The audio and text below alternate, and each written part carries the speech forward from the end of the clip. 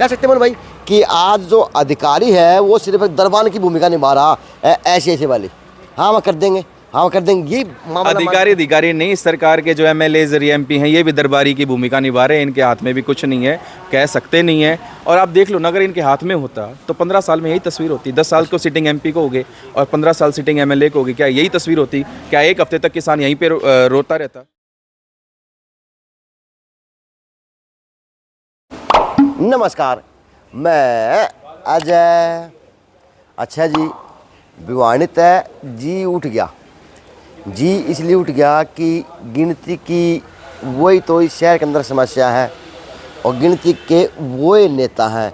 अब ये सौभाग्य यो है नेताओं का कि नेताओं रोड पे, गलियों में, जनसंवाद में बस यह है कि पब्लिक डीलिंग करने लग गए।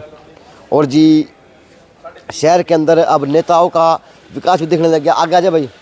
और जी अपने पास कैमरामैन भी नया आ गया जिसका नाम है दीपांशु शर्मा। दीपांशु शर्मा इसका नाम है। तो जी काम कुछ है नहीं, भिवानी से मुंह उठ गया कि भिवानी काम करना करो, क्योंकि वही समस्या है और वही नेता है। इससे अलावा फ़ायदा कोई है कौन करेगा? चाहे वो मंडी की व्यवस्था हो, चाहे वो रोडा की व्यवस्था हो, चाहे वो गलिया की व्यवस्था हो, चाहे वो सीवरेज की व्यवस्था हो, चाहे आम आदमी की मतलब क्या की व्यवस्था हो, वो व्यवस्था जो को तो है। बस यह है कि नेता अब धरातल पे है और अखबारों की सुर्खियाँ बन रहे हैं। तो पता नहीं जी अब इस शहर के हिस्से फिर से 2024 के अंदर क्या हिस्से आएगा, कितना हीरा निकल के आओगा राजनीति के अंदर, कितना वो चाशनी की वो निकल के आओगी। और क्या बोलेगा ना, चाशनी के अंदर निकल आएगा ना वहाँ काली काली खुई, वह खुई निकल के आओगी। लेकिन यह है कि जो भी निकल के आओगा शहर के अंदर से मजबूत चीज़ निकल के आनी चाहिए, क्योंकि 24 का चुनाव शहर पे है और सारे नेता रोड पे हैं, अखबार में है और जन संवाद के अंदर है। तो उसी बीच के अंदर की एक कड़ी है कि युवा है जिसकी माताजी जिला पार्षद है और कहीं ना कहीं जिला पार्षद की उनकी माताजी चेयरपर्सन की दावेदार थी और उन्होंने ताल ठोकी हुई थी मोनू देवसर के रूम में। अब जी क्योंकि इस शहर का अगर चुनाव की बात करूं तो जाति के आधार पर बड़ा प्रमुखता देखा जाए और उसके अंदर की बात करूं तो राजपूत समाज की, तो उसके अंदर भी एक अहम भूमिका राजपूत समाज की देखी जा सकता है। चाहे वो किसी नेता पे लागू हो, चाहे वो किसी समाज पे लागू हो या फिर किसी वर्ग पे लागू हो, पर यह आगे लागू लागू लागू रहा है। तो जी मेरे बीच में मेरे साथ में आगे मोनू देवसर गुरु में आ जाए बस। और पढ़े लिखे वक्ता हैं और नमस्कार बस, कैसे हैं? और राजनीति के विषय से मानता हूँ और इनकी सलाह पार जा है तो बुझना काम करूँगा। कुछ बातें हैं पत्रकारों के हाथ में भी हादसे होने लग रहे हैं। न्यूज़ क्लिक वाले पत्रकार है, कभी अरेस्ट कर लिया जा है, कभी क्या है, कभी क्या है। तो जी चाहे पत्रकार हो, न्यूज़ क्लिक के हो, चाहे वो किसान हो, वो चाहे कर्मचारी हो, चाहे वो आशा वर्कर हो, चाहे वो कोई भी वर्कर हो, बस यह है कि एक झुंझुना है सरकार का और सभी के गलों के अंदर अटका रखा है कि बजाते रहो, दिखते रहो कि हम जिंदा हैं। तो युवा और सबसे बड़ी बात कुछ कल गुजरने की हिम्मत और चेष्टा ये हर युवा के अंदर होनी चाहिए कि मोदी जी देश के प्रधानमंत्री हैं, वो कहते हैं कि 65% युवा देश की तस्वीर को बदलने का काम करेगा। नमस्ते। नमस्कार। सबसे पहले आपके सभी दर्शकों को नमस्कार। आज मैं ज़्यादा बोल लिया, कोई नहीं, क्योंकि भिवानी तो मुँह उठ गया। भिवानी में मोनू भाई वही समस्या रहेगी, वही काम रहेगी, वही नेता रहेगी, इसके अलावा कुछ है कौन? क्या करें? वही समस्याएं हैं। समस्या तो जो कि तो बनी हुई हैं और अभी जब आखिरी समय आ गया है सरकार का जाने का, लिख रहा है कि अब जाते हुए के पैर कहते हैं जब, तो अब ये जो है हरियाणा में कहा था आखिरी बार चूल्हा लिपे उड़ा दिखा करे। तो ये सोचा है कि 4 साल जिसे भी खराब कर दिए वो कर दिए, आखिरी बार हम लिप दिया। हाँ और जनता ने फिर जिस तरह के भाई मोबिलाइज करके, लामबंदी करके, ध्रुवीकरण करके और चुनाव निकालने की अपनी कोशिश कर रहे हैं, वो नाकाम रहेगी, सबको पता है। यानी 4 साल कुछ उस पोया पाया है नहीं, से कर सका नहीं, अब लास्ट में वो चूल्हा लिप के धर देंगे, बस इसके ऊपर वोट मिल जाएंगे। हाँ, ये जो सरकार थी वो बड़ी उम्मीदों के साथ जनता ने दोबारा उनको मौका दिया था, लेकिन ये सरकार पूरी नाकामी साबित हुई, पूरी असफल साबित हुई। तो सर मंडी के अंदर खड़े हैं हम कि किसान की बाजरे की बात कर लेते हैं। इस मंडी के अंदर की बात अगर बात अखबार शुरू करवाना तो इसमें बारदाना तक कौन है? बारदाना तो है ही नहीं। अब ये नई व्यवस्था कर दी कि हैफेड जो है इसकी जो बिडिंग करेगी, बोली लगाएगी। अभी किसान साथियों से बात हुई काफ़ियों से, तो एक तरफ से ये बिडिंग शुरू करते हैं तो कई साथियों का तो किसान भाइयों का इतने परेशान रहते हैं, एक एक हफ्ते में जो बिडिंग होती है, जब बोली नहीं लगेगी तो उसका उठान कैसे होगा। भाई ठीक है, आपने 150 रुपये MSP भी बढ़ा दिए, भाई आपने ताली बजवा ली अपने कि 150 रुपये बाजरे का हमने MSP बढ़ा लिया, समर्थन मूल्य बढ़ा दिया, लेकिन किसान को आप यूँ तो देखिए समस्या आपने कितनी खड़ी कर दी। आपने हैफेड के जरिए खरीद के लिए शुरू कर दी, लेकिन हैफेड को अब यूँ भी कहूँ ना, कोई भी ज़मींदार 2 दिन के अंदर अंदर यहाँ से अपना अनाज बेच के जा सके। एक हफ्ते तक यहाँ मच्छर काटते हैं बेचारों को, ना पानी पीने की सुविधा, ना खाने की सुविधा है। एक हफ्ते तक मान लो उसका अगले खेत में किसी ने 2 किले का 3 किले का बाजरा डाल दिया, उसने और का भी निकालना है, फिर वो कैसे निकालेगा? वो एक हफ्ता तो उसका ही खराब हो जाता है। तो समस्या ये है कि समर्थन मूल्य ठीक है आपने दिया है 150 रुपये, साथ में खरीदकार बोलीकार उठान का जो है वो पूरा प्रबंध भी आपको समय से करना चाहिए। कह सकते हैं कि इस सरकार के अंदर किसान भी मरा हुआ। किसान तो यूँ समझ लो सर रगड़ ही दिया इन्होंने, रगड़ दिया। अब थोड़ा सा यूँ देखो 150 रुपये दिखा दिए इनको बढ़ा के, MSP बढ़ा दिया 150 रुपये। पहली बात तो पिछली बार की तरह करेंगे, जैसे ना तो पूरी सरसों ये पिछली बार जो बाजरा आया पूरा खरीदा ही नहीं इन्होंने, फिर भावांतर के नाम का मीठा लड्डू दे दिया, और भावांतर में भी जिसने ऑनलाइन कर दिया उसने कर दिया। ऑनलाइन एक ऐसी समस्या है कि एक आदमी तो कागज़ लेके घूमता ही रहो। आज ये हो गया, कल को कोई क्षतिपूर्ति का पोर्टल खुलता है, क्षतिपूर्ति का पोर्टल खुलता है 3 दिन के लिए, 2 दिन के लिए। जब तक किसी किसान को पता चलता है कि भाई क्षतिपूर्ति के लिए मैं ऑनलाइन करवाने जाऊँ, गाँव में कभी लाइट नहीं होती, कभी कुछ नहीं होता, तब तक उसका क्षतिपूर्ति का पोर्टल पे जो अपनी समस्या भेजने का समय ही खत्म हो चुका होता है। हाँ। अच्छा, अब कुछ पत्रकारों बात करें, चाहे वो सोशल मीडिया पत्रकार हो, चाहे वो रजिस्टर्ड पत्रकार हो, चाहे वो पत्रकारों पे किसी वेबसाइट की बात है, और ये समस्या मिटकते ही जैसे ये मिटेगी, उसके बाद अब सरसों बोनी है, गेहूं बोने हैं, सबसे पहले जरूरत पड़ेगी किसान को DAP की। DAP सरकार से इतनी पहुंचती नहीं है, क्या करेंगे ये जो अपने दुकानदार हैं, निजी दुकानदार हैं, कहेंगे बस सल्फर ले गेली। किसान ने जरूरत ही नहीं सल्फर का, करेगा माथा मारेगा जमींदार, क्या करेगा सल्फर का? उन्हें DAP का कट्टा आप सरकारी रेट पर दे दो, वो 300 रुपया की सल्फर की चेप देंगे खाम। यूरिया लेंगे तो बोला उसका नैनो यूरिया लेके जाओ, अगला जरूरत है नहीं है क्या, फिर नू कहेंगे तो 300 रुपया की 400 रुपया की बीज की थैली है, वह 700-800 में चेप देंगे, और जमींदार तो फिर रगड़ दिया इनने। और DAP की बात करें तो यहाँ पे ऑफिस है DAP का, वो खाद का पूरा कटिया माचा है, पुलिस प्रोटेक्शन करनी पड़ती है। अब यूँ बताओ ना, सोना थोड़ी और लूट थोड़ी हो रही है भाई। इतना पैसा आपको दे रहे हैं, ज़मींदार दे रहे हैं आपको, मंडी का टैक्स भी देते हैं, हर चीज़ की फीस ज़मींदार देता है आपको। आप कम से कम इतनी DAP यहाँ पे उपलब्ध कराओ कि ज़मींदार आसानी से ले सकें, और इसके छोटे छोटे जो है कोऑपरेटिव सोसाइटीज़ में हर जगह उपलब्ध होनी चाहिए। जहाँ पुलिस फोर्स आपको DAP के कट्टे पे, यूरिया के कट्टे पे आपको अगर पुलिस फोर्स लगानी पड़ रही है, इसका मतलब क्या है कि आपका तंत्र पूरी तरह विफल है। अधिकारी भ्रष्टाचार में लिप्त हैं, वो अपना कमीशन खा रहे हैं, और जमींदार यहाँ धक्के खा रहे हैं। अब पत्रकारों को थोड़ा विस्तार से बता दें। पत्रकारों के तो पीछे जो भी आदमी, आर्टिकल 19 कहता है कि किसी प्रेस की स्वतंत्रता है, आज़ादी है, जो भी आदमी अपने विचार उचित समझे, जो देश के खिलाफ ना हो, वो अपने विचार स्वतंत्र रूप से रख सकता है। आर्टिकल 19 तो पूरे देश की आज़ादी है, प्रत्येक नागरिक को आज़ादी है बोलने की, नागरिक को आज़ादी है। इसलिए सिर्फ पत्रकार ही नहीं, मैं भी, चाहे मैं पत्रकार नहीं हूँ, मैं भी अपने विचार आज़ादी से इस देश के बीच में रख सकता हूँ। वो तो हमें आज़ादी मिलती है। आर्टिकल 19 एक देखो 2 चीज़ें होती हैं, एक तो होती है राजभक्ति और एक होती है राष्ट्रभक्ति। इन्होंने इस तरह का एक नैरेटिव बनाया कि राष्ट्रभक्ति को राजभक्ति से इतना मिला दिया कि आदमी जो राज के खिलाफ बोलता है, राज के खिलाफ बोलता है, उसके राज्य के खिलाफ, राष्ट्र के खिलाफ कर देते हैं। कोई भी पत्रकार आज के दिन को यूँ लगता है कि वो हमारी सरकार के लिए चेतावनी प्रस्तुत कर रहा है, हमारी विचारधारा के खिलाफ है, उसको किसी ना किसी मुद्दे में लेके ED पीछे लगा दी, इनकम टैक्स पीछे लगा दिया, तो पीछे उसका पूरा खाका तैयार करके उसको 6 महीने में, साल में, 2 महीने में अंदर ED का एक ऐसा ED तो पता नहीं क्या ही बना लिया, किसी के भी पीछे ED लगा दो, उसको गिरफ्तार कर दो, और कोर्ट उसको बरी करे 2 साल में, 2 साल तो उसका जीवन खराब कर ही दिया आपने।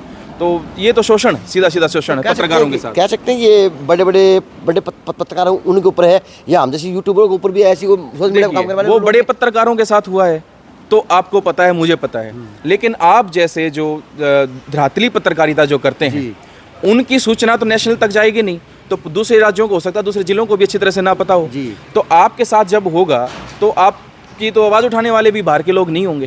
तो कह सकते हैं कि यानी सभी पत्रकार हो, आम आदमी हो, सुई की नोक पे है, सुई की नोक पे, जो भी इनके खिलाफ बोलेगा उसको रगड़े, सीधी सी बात यही है। और ये चीज़ जब अब जो भय का माहौल इन्होंने जो पैदा किया है ना, वो सारा भय का माहौल सीधा जनता जो EVM पे दबाएगी बटन, उस समय सारा खत्म कर देगी। जनता इंतजार में है कि वोट आए, एक बार इलेक्शन आए और चुनाव में हम उसका बदला दे देंगे। सारी जनता तैयार बैठी है, चुनाव आए और इनका इलाज कर देंगे। चुनाव की बात करें मोहन भाई, तो अगर आप इसी शहर की बात कर लें, इसी हल्के की बात कर लें, हाँ जी। तो यहाँ का तो चुनाव हो जाति के आधार पर बढ़ जाता है। आते आते क्या मानते हैं वो जाति के आधार पर बढ़ के चुनाव नेता चुनोगे तो किस तरह के नेता बने मिल पाएंगे आप लोग, किस तरह की क्या बात बन पाएगी? देखिए, भिवानी विधानसभा में 31 पंचायत और 31 वार्ड है। जाति पाति का जो सहारा लेके जो नेता बनता है, चुनाव जीत जाता है, मेरी नज़र में वो नाकाबिल होता है। जो काबिल आदमी है उसको जाति पाति का सहारा नहीं लेना पड़ता। लेकिन समाज के अंदर ठेकेदार भी बन जाते हैं, ठेकेदार बन जाते हैं। उनको यूँ पता है कि किस हिसाब से अब भिवानी विधानसभा एक ऐसी विधानसभा है जहाँ सक्रियता को ना देख के निष्क्रियता को तवज्जो दी जाती है। पहला ही विधानसभा हमने देखी है भिवानी कि सक्रियता को लोग छोड़ देते हैं, सक्रिय आदमी उनको छोड़ के निष्क्रिय आदमी को 3 बार से लगातार से जिता रहे हैं। लेकिन उनके प्रति एक बात कही जाती है अपने माननीय विधायक के प्रति, वो शरीफ आदमी है, बताया जा। शराफत तो एक अच्छा गुण है, लेकिन शराफत के साथ जनता के अधिकार हकूक दिलाना भी तो नेता का काम है। आप 15 साल से पूरे भिवानी हलके को रिप्रेजेंट कर रहे हो विधानसभा में, तो आपको कितनी बार वो विधानसभा में बोलते हुए, कितनी बार मजबूती से रोज़ समस्याएं हैं, कितनी बार आपने देखा है कि वो मजबूती से रखते हैं और वो बात मनवा के लाते हैं। तो जिस प्रकार से अब नेता धरातल पे हैं, अखबारों में सुर्खियाँ पे हैं, गलियों गलियों में हो रखे हैं, वो तो क्या मानते हैं कि ये नेता कौन है, फिर वो क्या काम करने ये तो पैर पीटने वाली बात है। अब आगे से क्या है सर, इनका खुद का कुछ प्रोग्राम नहीं होता। ये सेंट्रलाइज सिस्टम है पूरा, केंद्र से प्रोग्राम आते हैं कि स्टेट के लेवल पे इसको लागू करो। स्टेट के लेवल पे जाके डिस्ट्रिक्ट लेवल पे जो MPs हैं, MLAs हैं, उनको ड्यूटी लगा दी कि आपने ये जनसंवाद कार्यक्रम करना है। लेकिन जनसंवाद आप देखो, माननीय मुख्यमंत्री जी का जनसंवाद आपने देखा और उनका जो बर्ताव देखा, मेरे ख्याल से सरकार जनता को बिल्कुल स्वीकार्य नहीं है। किसी को कह रहे, किसी ने कह दिया भी रोजगार के लिए हमारे यहाँ पे कुटीर उद्योग लगा दो, कहता चंद्रयान 3 में भेज देंगे आपको। किसी को कहते हैं बैठ जाओ, किसी को कहते हैं इसको उठा के ले जाओ, इसको कहते हैं जूते मारो। तो ये कोई मुख्यमंत्री के लायक भाषा नहीं है और बिल्कुल जनता को स्वीकार्य क्या कि वो जज के खिलाफ, वो जज के ऊपर बोलना भी कितना जायज मुख्यमंत्री साहब को, नौकरी के ऊपर जो वापिस दोनों छपा है वो बिल्कुल गलत है। जुडिशरी जो देखिए, जुडिशरी बिल्कुल एक सेपरेट चीज़ है। तो न्यायपालिका के विरोध में, हाँ, न्यायपालिका बिल्कुल स्वतंत्र अंग है और न्यायपालिका के ऊपर इस तरह का अटैक करना बिल्कुल गलत भी है और गैर कानूनी भी, बिल्कुल गैर कानूनी भी है। और इस तरह से जो जुडिशरी को भी इन्होंने किस्म से प्रेशर में लिया हुआ है, कई जजेस पे केस कर दिए हैं। जुडिशरी भी इनके प्रेशर में है आज के दिन, वो भी खुल के अपने फैसले नहीं दे पा रही। सारी एजेंसीज जो हैं, ED है, CBI है, इनकम टैक्स है, सबको इन्होंने प्रेशर में लिया हुआ है। कोई भी एजेंसी आज के दिन खुल के काम नहीं कर। तो लग गए मोनू भाई कि आम आदमी हो या आप जैसे शिक्षक रहे हो, वो भी इस तरह बस बोल के नहीं मर जाना है और उस तरह उन लोगों के अंदर राजनीति कर पाओगे जिनका राजनीति श्री राजनीति का है सर। आखिरी में जो चुनाव होता है ना, आखिरी में विकास क्या रहा, कितने लोग प्रताड़ित रहे, कितने शोषित रहे, उन चीज़ों को भूल के आखिरी में चुनाव को जो है वो आप वाली बात है जातीय रंग दे दिया जाता है कि, और जातीय रंग में क्या है, एक किसी जाति को आपके खिलाफ जानबूझ के मतलब प्रोजेक्ट किया जाता है। आपके पड़ोस में ही वही जाति रहती है, आपके साथ उनके साथ अच्छे टर्म्स होते हैं, लेकिन फिर भी पता नहीं लोग क्यों तो उनकी बातों को मान लेते हैं। और मेरे ख्याल से जाति पाति की भूमिका जितनी भी राजनीति में है वो राजनीति को नुकसान पहुंचाने के लिए, और सबके लिए सबको काम करना चाहिए और सभी जातियां किसी भी नेता को खुल के वोट दे सके। मेरी ऐसी विचारधारा है। एक जाति आपको ना नेता बना सकती और ना ही एक जाति के चक्कर में नेताओं को इस तरह से भाईचारा आपस में खराब करना चाहिए, अपने फायदे के चक्कर में लोगों के मन और खराब कर। तो मान सकते हो आप सोशल वर्कर भी हैं, समाज सेवी भी हैं और अच्छे वक्ता भी हैं और कहीं ना कहीं सूझबूझ रखने वाले हैं राजनीति के अंदर। तो क्या लगता है आप जैसे लोगों को कितनी सख्त दूर राजनीति, तो आप लोगों वर्गों को नहीं आना चाहिए क्या आप ट्राई कर रहे हैं? भाई राजनीति में तो हैं, जिला परिषद का चुनाव जीत के आए हैं आप। जिला परिषद के चुनाव को आप कह सकते हैं पॉपुलेशन वाइज वो 1/4 ऑफ MLA है, लगभग 50,000 जनता को रिप्रेजेंट करते हैं। तो इसके ऊपर अगर चुनाव की बात की जाए तो चुनाव तो फिर इसके ऊपर MLA का ही होता है, इससे बड़ा फिर उसके बाद MP का होता है। तो बिल्कुल तैयारी है। तो मोनू देव सर अब की बार कहीं ना कहीं अपने राजनीति के अंदर भागीदारी दिखाने का काम करेगा और चुनाव लड़ने का काम भी बिल्कुल। धरातलीय चुनाव हमने लड़ा और वो भाईचारे का चुनाव होता है जहाँ पे पार्टियों के नाम के झंडे उठाने वाले लोग आपके पास नहीं होते। सिर्फ आपकी खुद की रीच कितनी है लोगों के बीच में, आपका कितना प्रसार है, कितना विश्वास है आपकी बातों का, उस हिसाब से आपके ही लोग आपको चुनते हैं। और ये MLA का वोट तो आप कह सकते हैं पार्टी के लिए, पार्टी के वर्कर आपको झंडा उठाने वाले मिल जाते हैं। जिला परिषद चुनाव से ज़्यादा कठिन होता है क्योंकि उसमें हर वोटर आपको सीधा जानता है और सीधा आपसे ही कनेक्ट होता है। कह सकते हैं कि आज मोनू देव से जिस प्रकार से किसान की बात कर रहा, पत्रकारों की बात कर रहा, आम आदमी वर्ग की बात कर रहा, नेताओं की बात कर रहा, ये आशा वर्कर कितनी परेशान है। 60 दिन हो गए, 4,000 रुपये महीने के दे रहे हैं और उनको कोलम दे दिए कि एक आदमी के 92 कोलम उन्होंने भरने हैं। 4,000 उनकी आदमियों की तो आँखें खराब होगी, उनको फ़ोन पकड़ा दिए उनके पूरा दिन रात वो लगे ही रहते हैं बेचारे उसमें। अब वो कह रहे हैं भी हमारा मानदेय सम्मानजनक कर दिया जाए, सीएम साहब मिलने का समय ही नहीं दे रहे उनको। तो कह सकते हैं ये जो आपने बातें बताई किसान की बातें ये तानाशाही है, ये लोकतंत्र का हिस्सा इस तरह की जो विचारधारा है कि डेलीगेशन को आप बुलाओ ही ना, आशा वर्कर के डेलीगेशन को आप बुलाओ और यथाउचित जो भी है उनका मानदेय उनका बढ़ाना चाहिए, ताकि वो अपने परिवार को 4,000 रुपये में वो 12-12 घंटे काम कर रहे हैं आपके लिए। तो मैं आपसे 1 घंटे का 1,000 भी हुआ तो भी कम है वो। तो मैं एक सवाल है, लास्ट सवाल लेना आपसे।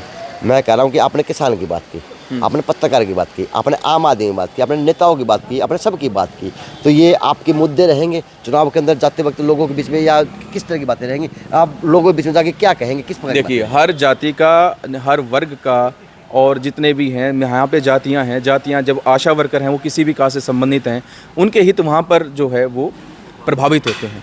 तो हम इस तरह से हर वर्ग के लिए काम करना चाहते हैं और जाति के आधार पर चुनाव नहीं लड़ना चाहते। क्या उन नेताओं को क्या कहेंगे, क्या संदेश देंगे? क्योंकि जो आज अखबारों की सुर्खियां बने वो जनसंवाद के अंदर बिजी हैं, जनसंवाद ले रहे हैं, जनता के आदमियों को बुला रहे हैं, ज़बरदस्ती प्रेशर कर रहे हैं सरपंचों को और उन लोगों को कि प्रोग्राम कराओ यहाँ पे। लोग इच्छुक ही नहीं है जाने के, ज़बरदस्ती फ़ोन कर करके बुला रहे हैं वहाँ पे कि भी 50 आदमी सामने बैठे मिल जाएं। झूठे सच्चे फ़ोन कर देते हैं, किसी एक्शन पंचायत को ले गए, एक्शन इरीगेशन को ले गए, एक्शन इसको एग्रीकल्चर मार्केटिंग बोर्ड के ले गए, PWD को ले गए, छोटा मोटा काम है वो हाँ कर देते हैं, हाँ सर अभी टेंडर करवा देते हैं, सर अब ये करवा देते हैं, होने जाने कुछ है नहीं, मिट्टी गोलियाँ बांट रहे हैं। अच्छा ये बात हो रही है, यह बात भी एक मेरे को आप आपने अच्छी याद दिलाई। अब तो देखा जनसंवाद के अंदर देखा तो अधिकारी के साथ मंत्री है, चाहे MP MLA साथ में हो चाहे मंत्री साथ में हो, वो अधिकारी सारे गली गली हो रहे हैं। और वो अधिकारी गली गली हो रहे हैं तो काम कौन करेगा? काम उनको ऑफिस में जनता भटकती रही, उनको उस बात से मतलब नहीं है।